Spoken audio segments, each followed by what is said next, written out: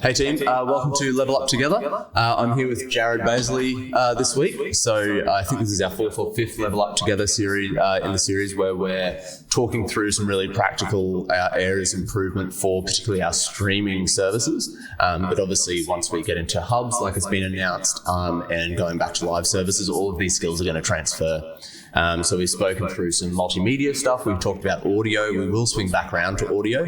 But today, obviously, we're talking about video camera operating specifically. So not even talking about the editing side of it, not talking about the communication side of it, just like some foundational skills to help you operate your cameras better. I do have a couple of announcements. So it was softly announced by Nathan that we'll be working on some of our video systems and upgrading some of that. The big one there is that we will be replacing the TriCaster. So obviously it's a 6-year-old machine. And so Lockie and I have been working on a replacement system for that. We're waiting to get final approval, so I won't go into too much detail, but that is coming. It's pretty exciting. It's going to be a big old upgrade. So, game changer. Yeah. Get some new tech in, get some new buttons, and it should be pretty fun. The goals of this session are really to, like I said, hit those foundational skills. We will apply those skills to the cameras that we actually use, our JVC broadcast cameras. So you'll see that up in that direction. That is the output of that camera. So hopefully you'll be able to really get some practical learnings out of this. Jared, do you quickly just want to give us a quick heads up on your kind of experience, how you got started, and like a 2-minute summary of your career so far? Sure. Yeah, great. So I studied film and screen media production at Griffith. Yep. I actually came into that course with no real experience in a real broadcast environment. So everything I learned was through that process. One particular area I was quite interested in was lighting, particularly in a multicam environment. That's kind of where I kind of really fell in love with lighting and cinematography and that kind of thing. So from there, I've kind of had experience with different types of filmmaking and cameras and that kind of thing. I don't have actually an extensive experience with broadcast. I do more kind of corporate and commercial filmmaking. So it's a little bit different, but a lot of the same concepts are transferable. And would you say that most of your main professional experience has been in the recording space rather than live? Correct. Yeah, definitely. Yeah. So I'm more, you set up a shot, you stage it, you get it, and then you move on to the next one rather than having multicams in a studio kind of environment. Yeah, cool. But like with everything that we learn in production, like you say, all those skills are transferable. Yeah. It's all the same language. It's all the same gear effectively. In terms of there's still a lens going into a sensor, going through apertures and everything. So, why don't we've got a few main topics to hit through today. Why don't we start off on exposure? Cool. What is it? How does it affect your shot? Both from a visibility standpoint, but also a creative standpoint. Yeah, great. So exposure is essentially how bright the image is. You've got essentially the fastest way to see your exposure is by looking at the image and seeing if it visually looks too dark or too bright and adjusting accordingly. So essentially every camera has a sensor and a lens, which adapts that light to hit that sensor properly. What the aperture is a little like a little hole that opens up and closes to let more or less light in. So essentially, the bigger it is, the bigger the hole is, the more light that hits in, so the brighter the image. And that's that classic photography icon kind of exactly. The photography logos that everyone has, it's those veins that. Yep. Yeah. So it's there's all different types of shutters, and every lens is a bit different. But essentially, it's a whole bunch of blades that open and close to let in more or less light. Yep. Firstly, when you open and close, you've got a depth of field kind of payoff, I guess. You've got the smaller the hole, the more things are in focus, and the bigger the hole, the less things are in focus, so shallow depth of field. But for this particular thing, we'll just talk about, I guess, brightness, I guess, is the main thing we're looking at. So as you can see through our picture-in-picture, which you can see through the screen here, I've got on these cameras here, the aperture, actually, is that maybe this way, here we go. The aperture, aperture ring is right here. So it's the closest one to the camera body. And you can see as I go up and down, it gets brighter and darker. Yeah. And you'll see on the screen, there's a little aperture readout that shows. So at the Right moment, up, kind of there. yeah, around there, I think you can see it there. So at the moment it's 5.0, and as I go brighter, it goes down in stops down to I think this lens might change. It's got a variable aperture, so as you zoom in, which is on here, it gets darker. So that's just design of the lens. Most zoom lenses have that change in aperture as you zoom in. So that's something you might notice actually as you are zooming into a tight shot. Your aperture might actually get darker depending on what it's set to. So you may need to compensate that by opening up. Correct. As you zoom in. Yeah. Or maybe boosting up a bit of gain and then having your aperture set to something a bit higher, like around the 5.0, 5.6, so that as you zoom in, it won't actually change because that minimum is covered through the whole range. And particularly for this kind of environment as well, because it's live, you want things to be mostly in focus from a wide shot to a tight. So you want to actually have a fairly deep aperture. So something like 5.6 or higher. So that way, if you're going from a wide shot and you zoom into a tight shot, depending on, you might not have to make those focus adjustments depending on, who you're framing up in the shot, because you've got that really deep depth of field at that height. And so by deep depth of field, you mean the quantity of things that are in focus becomes more, as in like there is more distance that is in focus as compared to less distance. Correct. Yeah, exactly. So if I zoom into this tripod leg, for example, and I'm just going to open up so it's quite bright. I'll just compensate that with a lower gain. Oh, that's right balance. Sorry.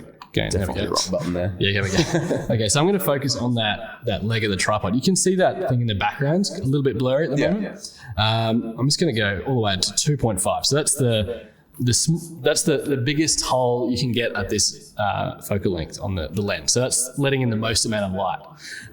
So you can see that's quite blurry in the background. If I do a focus pull now to that in the background, you can see now the background sharp, but the tripod leg's quite soft. So that can be quite good and aesthetically pleasing if you want to draw focus to certain areas and that kind of thing. But in a live environment, typically because we're zooming in and out all the time, you want a bit of forgiveness in that. So you don't want it too shallow that when you zoom back in again, you're constantly readjusting. And that kind of thing. Something like some kind of face tracking autofocus would be, ideal in this kind of thing. That way you for zoom a couple of 100K. Yeah, exactly. It's not really feasible in kind of, particularly it's only recently become even a thing, because before now it's been fairly inaccurate and unstable, but it's slowly just becoming a standard on some high-end cameras. But yeah, it's good to know the foundational things and do it yourself, because you can never trust an auto system for most scenarios. So back to our demo. So as you can see, it's quite shallow. Now I'm going to show you what happens when we change that aperture from 2.5, and you can see now I'm going down to 8, for example. And so because you're closing that aperture, like you're closing the iris, right? So that the amount of light that's coming through to the sensor is actually getting smaller. So there's less light. The hole the light's entering through is smaller. So essentially the image on the other end, there's more depth for that. So I'll show you what that looks like when increasing depth of field and decreasing the volume of light. Correct. Yeah. And so you're compensating that with the gain. Yeah, correct. So now to show you the similar exposure image with the new aperture, I have boosted up the gain to high. And you can see now if I zoom back in, I think it's already zoomed. You can see now the background is actually more sharp. It's less kind of fuzzy in the background. So if I do a focus pull, it's, you can see it's still a little bit out of focus, but it's a lot more forgiving, I guess, than the previous example when we were at. And so if you had a person standing in between the tripod and that rear screen, like they would be in focus basically that whole range. Exactly. Particularly when we're outputting a 720p, you probably can't tell those critical sharps. So it's a lot more forgiving having a higher aperture. Hopefully one day soon we'll be getting to 1080. 4K, mate. So that's a general, I guess, explanation of how aperture works from a focus point of view with depth of field. But then obviously you've got, exposure from a visual point of view. So you want to make sure people's faces are illuminated to a level that, the average person sitting at home can see that, detail in their face and that kind of thing. If you go too much, then you start seeing hot spots and, sheens and things in people's foreheads, and it looks a bit weird and glowy. If you go too dark, obviously you can't see much facial expression or eye contact and that kind of thing. And I found as if you're too dark, you tend to be quite grey. Yeah. And you just lose all of the saturation out of the image. Totally. Whereas if you're too bright, like you say, it's those hot spots that you're looking for. Yeah. And it seems like it kind of feels like the skin is oily more than it maybe is, or something like that. Yeah, totally. Yeah. I think lighting for the human face is the most, I guess the benchmark for a lot of things. Like, that's like the golden test. If you can see someone's face and that's looking, as you would expect them to be, that's kind of what you should be aiming for. Obviously, there's some environments where that's not the case, where you've got some dramatic lighting, maybe it's backlit, or if it's some coloured wash or something where you can't actually get that exposure properly. But for the most part, generally people are lit on stage in this environment fairly evenly and fairly nicely. So you want to maintain that. So sometimes there's a few ways to actually gauge that exposure. One is a thing called zebras, where there's a little option, which I don't think will come through on this screen, but it comes through on the LCD, where it's like a little switch at the front. You can flick just on the front here. There's like a little couple of buttons. One says zebra. So if you flick that on, the lighter parts of the image will start to get like a crosshair through them, and you can see that you can kind of set the level to how sensitive they are. But generally, if you start seeing zebras, it's getting towards the higher end of exposure. So would you push your exposure to the point where you start getting some zebraing, or do you want to avoid it entirely? No, it's good to show some zebra. You can change the setting. I don't know what this is set to currently. It's probably like 75% or 80% or something exposure. So when it gets to that higher end level of those whites, they'll start to get a bit of crosshair through them. So that's not the point to panic. Exactly. That's just like a bit of a flag to say, hey, it's getting bright. Maybe look at, bring it down with the aperture. And on all of our JVC cameras, that is set by default when you boot it up. So I know that zebraing is turned on on all of our JVCs. Focus assist, not so much. But, definitely zebra. And I think for the most part, sometimes the LCDs are hard to gauge from. Like ideally, you'd have some kind of vector scope or something on the display, but or a histogram at the very least. That'll basically give you a graphical readout of how much light's coming through to the image without us, I guess, because obviously our eyes are actually constantly adjusting aperture. If you close your eyes, your eyes will actually, the iris on them will get brighter. You do the classic one where it's like one closed for 4 minutes and then you open it and ooh. Yeah, totally. And that's exactly how our eyes are automatically adjusting aperture all the time. The cameras don't have that luxury most of the time, or they do, but it's not really that pretty. Particularly with, contrasty lighting or something, it's a bit more difficult. Yeah, so that's probably the next question is, you mentioned like backlighting and kind of, what did you call it before? Like dramatic lighting. Dramatic, yeah. I would say we probably are in that instance where we do have fairly extreme backlighting at points. And however, we try to compensate that from a lighting guy's perspective. We try and compensate that by making sure we've always got our front wash up for these live streaming services. So you should always have a decent amount of white light. But then there's probably going to be some fairly extreme punches of that backlighting at points. Yeah, totally.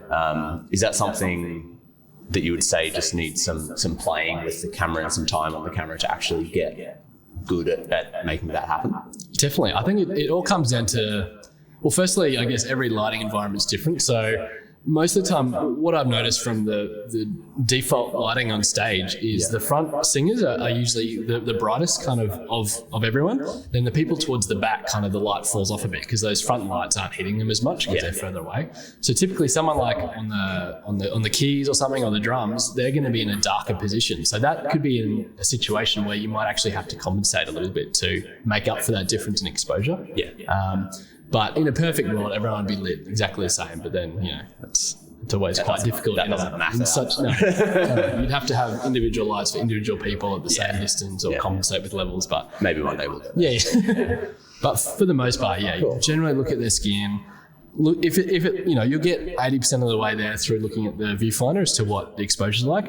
Most of the time, though, someone in the control room who's comparing all the angles will actually give you that feedback to say if you need to be a bit brighter or a bit darker, because they're actually comparing them all to make sure that the stream on the end is gonna be consistent. So and at this point we don't really have the facility to adjust that too much on the out, so we really need to make sure that exposure is right on the in. Correct. Cool. All right, we might move on from exposure unless there's... I was just say one thing. Sometimes skin tones can be quite challenging as well. Different people's skin tones. Like some people are pasty white, others are really dark. So you might actually have to find yourself compensating for different people's skin tones to show more detail and brightness, because obviously someone with darker skin, when light hits their faces, that skin actually absorbs light. Lighter people, it actually reflects light more. So there's quite a dramatic difference in how you adjust. So just something. And I think with all of these things that we're talking about, it's finding the right balance for the shot that you're making, right? Like there's no just like this is the right exposure for this lighting situation. It's like if you're going in tight on the back row, it's going to be a different situation to if you're just doing a nice wide on the front row kind of thing. Like totally, 100%. Or whatever that situation may be. Yeah. All right. So then framing. You want to talk a bit about that. So what are the kind of standard shot compositions that we might look for? What are some kind of guiding principles that might help people out? Yeah, sure. So I might get Lockie actually. We've got a professional model in the back here. Lockie's going to jump in front of the feed for us, just so we can have a rough, human subject. So let's pretend Lockie's on stage singing his heart out, as he... John and Mike, I can get you a mic. So I guess when it comes to framing, there's a few things to think about. The first thing is, I think it's probably most important, is headroom. When you're framing, you kind of want to make sure there's a healthy amount of distance above people's heads. Just because, I'll show you the difference in this. So if I'm framing Lockie, say we got a mid shot here. If I'm framing Lockie as he's singing on stage, we want enough space above his head, which is the bit between the top of his head and the top of the frame, so that it feels natural. Kind of like when you're talking to someone, you don't look at above their head or at their chin. You're kind of looking at their eyes, and just with this kind of frame of 16:9, generally you want a finger length, or like it's hard to tell depending on what you want it to feel comfortable. Right? There's no because obviously as you change framing, that headroom is going to change. So if I'm a mid shot there, to me that's kind of like a nice amount of headroom. Like there's enough there, but it's not too much. So I'll show you the difference. If I go too much, it's going to feel weird. See how there's almost too much space above him? It's almost like the weight of his body is almost off, it's unbalanced to the frame. So now if I go to less headroom, we're chopping off the top of his head, and it feels like we're looking at his chin or his chest or something. So it just feels a bit unnatural. So, and there's no real, a lot of this comes with experience and intuition, but generally you want just a standard amount of breathing room above his head. So I'll just zoom in to show you the difference as I go in closer. So if I'm at his, let's see if I can get him shut there. So now when we're a closer frame, that headroom is actually going to be less, but we're actually always focused on his eyes. The eyes becomes almost the new top of the head. So we can still see a tiny bit of room above his head, so we're not cropping off his top of his head, but his eyes are almost on that third. So there's this, I'm going to jump in out from headroom to third. There's a few little concepts we'll talk about. There's this thing called rule of thirds. So essentially it's, I don't think it's coming through on that screen. It's essentially a grid that divides the screen up into three parts, both vertically and horizontally. Generally, a third is a really helpful guide. I'd recommend, I use it all the time, to allow you to see how the frame is weighted. So if you've got a human subject like we have in this frame, you can see Lockie's in the center of that third now. His eyes are actually right on the middle of that top third. So just imagine there's an invisible line along his eyes and along the bottom of his chin. And his head is in between the vertical thirds. That's a great, clean frame for that kind of shot size. We can then look at framing, if we go wider, that third changes from his eyes being on the top of the third to maybe his nose. So it just basically shifts, but it's always, between the eyes and the nose and the chin will always be roughly where that top. Because we want the human face to be the main focal point of what we're delivering. Correct. Right? It always comes down to the eyes, whether that's with focus or exposure or lighting. Everything really comes down to eyes, because that's how we actually connect with people and that's how really helpful, how emotion is translated. We don't get that through often mouths or nose or ears. It's always eyes, because there's so much depth and emotion through eyes. So if we zoom right in here now, we can see eyes, it communicates a lot about Are you feeling okay, Lockie? You feeling okay? Yeah, you're looking sad, So as I zoom in right close, this is what I call probably a close-up or an extreme close-up. For our use case, I would probably call that extreme. Cool. Everyone's got different kind of versions of that. But right now, I've got it's extreme close-up. That top of the third is on his eyes. So the eyes always become that resting place. So kind of think about that whenever you're framing. Try to get the eyes roughly at the top of the third, and the breathing room should just complement that overall person's weight in that frame. Sure. If that makes sense. It's one of those things, it's hard you almost need to play around with yourself to get that feel of what works and what doesn't. But even looking at stuff on TV, like a news anchor or a movie, they actually take note of how they're framed, because you'll gauge a lot of insight from that. And you can see what either works and what doesn't. Sometimes when something's quite a little bit off, like you can just tell and you can feel something's not wrong. So I'd just encourage you to analyze stuff you see and just see, does it work or not, and why. And I think it's one of the key points that I really want to press home for the video team moving forward, is really using rehearsal to nail down some of these things, which we historically have not been great at doing. But actually just playing around with the camera more, just spending more time on the controls is really going to just like I call this thing, level up our ability to use the technology and get these really creative shots and just get those foundations right that we can build on into the future, I think. Definitely. And moving on from a different place of rule of thirds. So not only have you got your horizontal rule of thirds, which is good for framing with headroom, that's a direct link. You've also got your left and right thirds. Sure. So that's really helpful to work out, is the person in frame, does it feel right that they're centered, or should they be slightly off-centered? So for example, if we see the image here, I've framed up Lockie on the left third.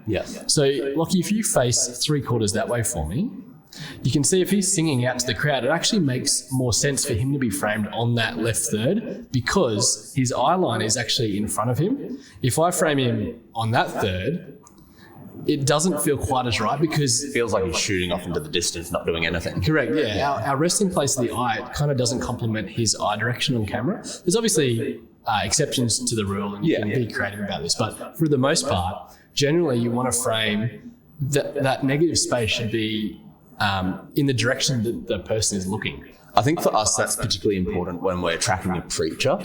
And so because they move from center, like facing center, facing left, facing right, you can adjust your framing on the fly to meet those kind of guidelines. And so as they're walking to the left, if you frame them up on the right, on that right third, then they're walking towards the center of the frame, but they're also walking towards somewhere. Correct. No, totally. It always helps having that breathing room in the direction someone's walking or looking, for sure. When someone's preaching, so like if you just come back to the camera here, so if someone's right in the middle, it doesn't usually make sense for them to be framed like to the side, like you can see now, because they're looking directly at me, so their eye contact is actually at the camera. So most of the time it makes sense to frame them right in the middle. And most of the time, the preaching would be generally, particularly in this environment, generally static around the middle with like left to right movements. Correct. But if they're at the pulpit looking, the hands are on the pulpit looking straight at the camera, it makes most sense for them to be in that middle third. And I'd encourage you to actually have that third on the screen, so you can actually get, because that's a really easy way. Because if you're filming on a black background, sometimes you can't get a sense of where those guides are, because the black almost fills your eyes into knowing where that negative space is. So I'd encourage you as much as possible to have that third. And obviously when you see this on a really big TV, for example, you notice it a lot more than on a little small screen. So everything's kind of amplified. So people watching at home will really get a sense of that feeling, I guess, that you're trying to. And I think that's really important because we everything that we do is targeting towards that final outcome of the live stream service. You might be watching it on a phone, you might be watching it on like just a little shared TV, or you might be on like a projector on a wall, and we just don't know. So everything that we need to do is really needs to be pretty finely honed to meet that. Yeah, totally. And the great thing to always have in the back of your mind is we're always filming for an audience, really. Yeah. We're never filming just for the sake of it, or for someone is always going to be watching this at the other end. So actually have that in the back of your mind, that everything you move, everything you do is actually to help communicate that to that audience member better. So back to, I guess we've talked about headroom, we've talked about the rule of thirds. Now I'm going to talk about shot sizes. So this is something you might get heard from the director in the room. They'll be like, can we go to a wide shot, for example? So if I zoom out to Lockie here, generally, so Lockie's on stage, let's pretend, singing his heart out. If the director calls for like a wide shot, typically that just means, as wide as you can go, that without revealing too much of outside of the stage, generally. There's obviously our stage is set up in an arc to kind of encompass, to make it feel like that is the one recording space, not the whole rest of the stage and the whole rest of the empty auditorium. Yeah, correct. Yeah. So generally a wide shot is you'll be able to see most people on stage for the most part, depending on which camera you're operating. So generally if someone says a wide shot, there's obviously variations to that, but for the most part, wide shot is just wide, keep it wide. Yep. Then you've got a mid shot is probably the next common one. So that's generally where there's a bit of, interpretation with this, depending on, what's happening on stage, or how many people are in shot and that kind of thing. But generally you want to go from the waist up. You want to be able to capture people's hands in this kind of shot, because there's a lot that also obviously is communicated through hands. If someone's on a guitar doing a shred, you want to be able to capture some of that to get a or if they've got a hand out, correct, we still want to capture that and not just show the whole thing, or not just like chop off an arm. Because if Lockie was preaching, for example, and he's quite animated with his hands, it often feels nice to see a bit of those hands in shot, because as soon as you lose that, you lose a lot of that person's ability to communicate with their hands. So just something to think about. There might be slight variations within that, and that's where the director might ask you to punch in just a little bit or pull out a little bit wider. But for the most part, you generally want to go from the waist up for the most part, for the mid shot. Then we've got like a close up. So generally that will be kind of, in this scenario, will be kind of shoulders and head. So that's where for those really emotional parts of a song, or hard-hitting parts of a sermon, you might want to really get into someone's face to see that more expression in their eyes. You basically communicate more from in this kind of shot. There was a good example, and I think this is really where I want to lead the team towards, is getting more comfortable using close shots in those, particularly those down kind of introspective moments, or like deep worship moments. And there was one moment that I really took note of just recently, where Beck came back up on stage after her sermon and her response moment, and knelt down in the middle of the stage worshiping. And what I found was, I don't remember who was on, it doesn't matter. Like, we were sticking on that mid shot too much.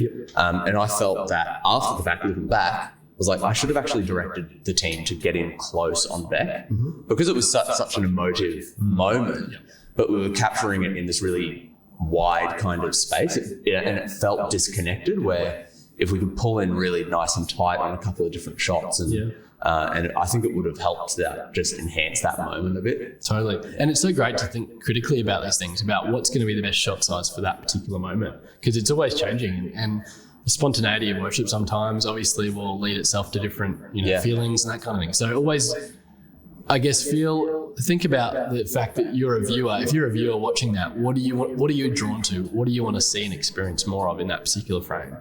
And use that to kind of guide most of what you're framing. And I think I've found when I've done the small amount of camera operating, were you happy to move on from framing? You can. With Lockie? Yeah, cool. Thanks. What I found is the small amount that I've done since being employed was it's really easy to disconnect from the room because you're just staring at a screen. You're not necessarily taking in the whole space, but staying emotionally connected, spiritually connected, I think is a really important skill to develop so that you can sense, it's actually becoming more intimate now. I should start to go for some tighter shots, or we're really ramping up into a victorious kind of shout. Let's get some big wide pans and stuff like that. So totally, and a lot of that comes with positioning yourself.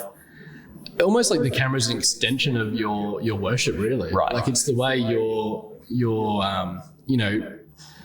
drawing in this what you see around you and condensing that into a frame that other people can see. So it's just another form of worshipping on stage like a musician. It's just using a tool to communicate that and experience that through what you're feeling and sensing. So 100%. Yeah, it's great. All right. Well, we have been going for a little while. Why don't we just quickly touch on focus and white balance? Yep. Might try and encapsulate them together as much as possible, but just do it nice and succinctly. Cool. Yeah, great.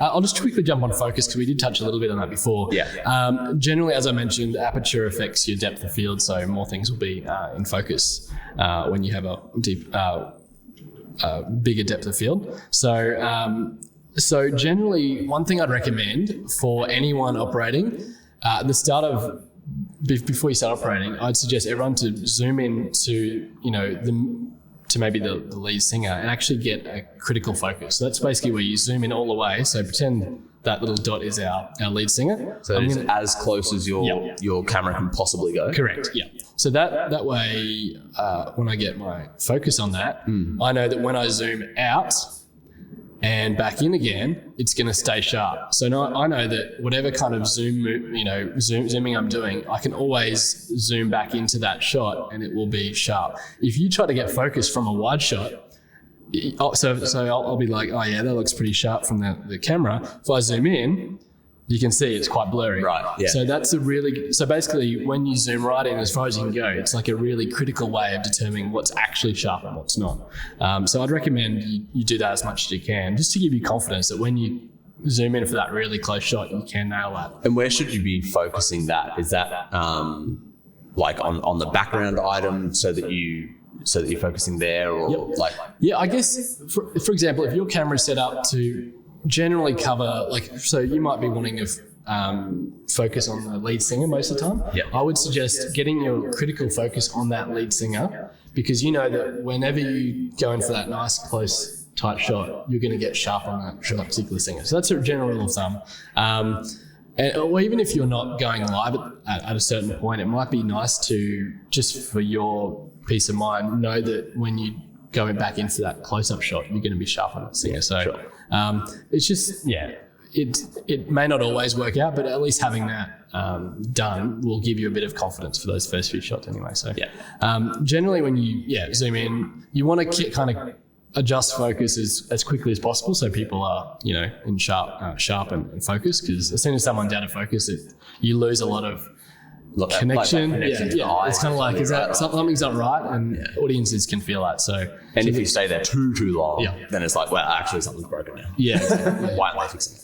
And sometimes you might not be able to see if something's 100% sharp on these screens, but the director might even just be like, just a little bit sharper on that person's face or something. There's different options to help you with focus, with peaking and that kind of thing. So you might want to have a play around with that. But I think by default, there's a form of peaking on the viewfinders for the most part. So you should be able to tell what's sharp and what's not. So just have a bit of a play and you'll be able to get a feel for it. So just basically make sure everything's sharp. And sometimes you might want to do a focus pull from one singer to another. That's basically where you will draw the audience's focus attention from one singer to the other visually through the lens. So we might get on that in a round two, kind of more creative application of these techniques. Totally. Just for the default, just make it all sharp. Next, we'll talk about white balance. So some of you may or may not know what white balance is. Generally, it is a setting that reflects the temperature of lights around in the camera. So every light is basically on a scale of warm to cool. So you've got On one extreme, you've got like tungsten lights or fire is probably the most extreme form. So it's a really orange, warm light that's around 2,000, 2,500 Kelvin. On the other end, you've got something like daylight or even something a bit cooler, where it's around like the 6,000 Kelvin or 5,600, depending on Like a classic office fluorescent kind of. Yeah, and it's something like a fluoro, which is what we've got in here. That's kind of around the middle. It's like 4,500 Kelvin, generally, depending on what bulbs they've got in them. You can usually tell visually. You can see if they look a little bit off-white. So that's around 4.5. There might be some tint attached to that, but these cameras I don't think have a tint adjustment. So we'll just be talking about Kelvin for this scenario. So what we've got on stage is a mixture actually of tungsten and kind of white lights, so more like daylight light. So generally, you want to set your white balance to whatever that key light is set to. So for example, if the Key light being the main front. Correct. Yeah. So, and most of the time they're tungsten, I believe. Yes. Is what we've got for the lead singers. That's all those lights at the top you'll see. All of those are tungsten. So that will be hitting the people's front of their face. So we want to set our white balance to roughly make that neutral. So that when we see their faces, they look how we see them in real life. And so actually those bulbs, as you bring the intensity of light up, they actually cool down. And then as you bring the intensity down, they warm up. We are running those lamps basically at 100%, more or less. 100% of the time in the live streaming environment. In the live in auditorium environment, we play with it a lot more to get like moodier scenes and stuff like that. But right now we're hitting it pretty bright, as cool as they really get. So generally, from my knowledge of tungsten lights, that will be around 3,200 Kelvin. That's kind of a ballpoint. Sometimes though, you'll set your white balance to that and it'll still look a little bit like maybe too cool. So you might want to almost compensate a little bit for that. So I don't know how much depth we want to get into, but essentially white balance is a creative decision as much as it is a technical kind of exercise. You want to communicate that feeling of warmth or coolness depending on the scene. So you can actually override that feeling through. So if something's, if a warm light is hitting someone's face, you want to communicate that warmth most of the time. But you can actually override that by making that warm light cool to have a different feeling. So generally though, we'll stick to 3,200. But like I said, you might want to just bump that up a little bit to compensate if it's coming across the screen a little bit too cool. Because essentially by the time it goes through all the systems and stuff, it might be ending up on someone's screen coming through a little bit cool. And we can't fix every variable, but we want to make sure we're as consistent as we can be. One easy way of checking your white balance is by shooting a grey or white either guide or marker or a bit of paper or something. Which is what that scrim is for. Correct. So this is a 18% grey scrim, essentially. It just gives you a neutral white point. So any light that's hitting that will be rendered fairly accurately. So there's no kind of offsets or anything. So if I zoom right into that grey, so it fills the screen, I'll just try to get rid of that little marker there. There's a little button on the side here. It's on that left-hand side towards the front of the body. Yes. So actually, it's on the front. So I'll just pull it up for you. It is here. There's a little, probably can't see, there's a little right in there. There's a small little button closest to the screen side. Oops, sorry. You hit that button on one of the presets. So you've got A and B preset. So on the side here, you've got the overall white balance setting. So you've got A, B, and preset. You can see that. And so you can already see the color, like that's an extreme shift. So that there is saying it's 2,300 Kelvin. So that'd be something like really dark tungsten or a fire or something. Then you've got, if I go down gently, there we go. Then you've got it changed to 3,300. So that's probably more like a tungsten. Basically regular tungsten. And that's probably what they're set to for the auditoriums. And then you've got a preset which is 5,600, and that's daylight. So that's great for outside or if we're just using daylight balance lights in the auditorium. So if I go back to my preset, so that's on 3,300 at the moment, I'm going to zoom into this grey or white kind of marker, and I'll hit that front button, and you can see it's performing a automatic white balance. So just set that to 3400. So that's compensated for the light in here. So the reason that is some of these fluoros are quite warm in here, so it's probably reflecting a bit of that kind of weird color shift in them. Yeah. And you can see the image is actually it's looking fairly neutral. Nothing looks too warm or too cool. It's a nice halfway point. So that's a great, easy way to get a white balance. Generally, I'd recommend every camera to zoom into something. Maybe someone holds up one of those or a white card on the stage and where the lead singer is, so that every camera can zoom in to get that white balance. So a couple of questions. Would you say that this is something that we need to do every single service? It depends. Generally, I think it's a good habit to get into because it's making you, because you don't know what the last person said it to, right. So they could have been doing something creative that you don't know. So I'd probably say from that regard, just because we don't know. Yeah. And it's that extra certainty, knowing that every camera is matched up. Yeah. And that was my second question. Should every camera be exactly the same metering on that white balance value? Yeah, correct. Because most of the cameras actually positioned at the front of stage, so there's no real reason why there'll be too much difference in that color, in that white balance. Sorry. So all of those tungsten lights are going to be hitting those front singers. So generally, that's going to be our default. So I would suggest them to be as close as possible. So then when we're mixing the feeds, the video feeds on screen, they're going to look pretty consistent. There's not going to be like some cool shot then a warm shot straight after each other. So I think getting it as consistent as possible is always a great way in this multi-cam environment. Cool. Yeah, well, we might leave it there. I'm not sure how long we've been going for, but that felt like a good discussion. I hope you really got something out of it. We hit some pretty core foundational topics, and there's obviously so much more in videography and even in terms of like resolutions and output formats and all this kind of stuff that we haven't even hit on. So, and then how we creatively apply those in more complex shots and more complex environments. So we'll probably do a part 2 at some point. But yeah, thanks Jared for making some time and coming along. It was really, really, really helpful. Too easy, anytime. Thanks for having me. Cool. All right, see you.